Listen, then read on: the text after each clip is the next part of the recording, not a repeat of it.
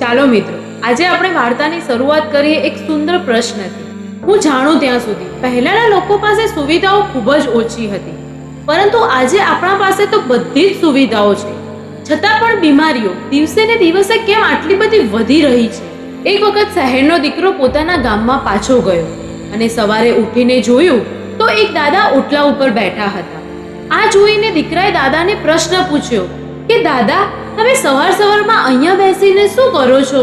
ત્યારે દાદાએ હસીને એક સુંદર જવાબ આપ્યો કે બેટા, સવારની જેમ હું જીવી રહ્યો છું. દાદાની આ વાત દીકરાને સમજાઈ નહીં.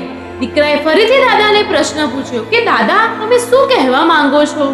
ત્યારે દાદાએ કહ્યું, બેટા, તમે સવારે આંખ મોબાઈલ જોઈને ખોલો છો અને અમે સૂરજ જોઈને. તમે હવા માટે એસી ચાલુ કરો છો અને અમે કુદરતી હવા માટે બારી ખોલીએ છીએ. બેટા, તમે ચાલવા માટે જીમ શોધો છો અને અમારું રોજિંદુ જીવન જ ચાલવા ઉપર છે. તમે આજકાલ શાંતિ માટે વેકેશન ઉપર જાઓ છો અને અમારા તો જીવનમાં જ શાંતિ છે.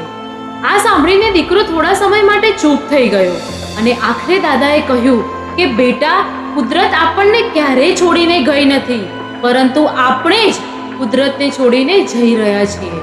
અને બેટા, તમે આજે પણ કુદરતથી દૂર રહીને સારું સ્વાસ્થ્ય શોધી રહ્યા છો. એક વસ્તુ જરૂરથી યાદ રાખજો કે દવા એ તમારી બીમારીને ઠીક કરી શકે છે, પરંતુ કુદરત એ તમારા સ્વાસ્થ્યને સારું રાખી શકે છે. એટલે કુદરતને માત્ર ફોટામાં નહીં, પરંતુ તમારા જીવનમાં જગ્યા આપો. કારણ કે કુદરતથી દૂર રહીને સ્વસ્થ જીવન શોધવું એ એવું છે કે મૂળથી કાપેલા વૃક્ષ પાસેથી છાંયડો શોધવો. અને જો તમને મારી આ સ્ટોરી ગમી હોય તો મારી ચેનલને જરૂરથી સબસ્ક્રાઇબ કરીને જજો.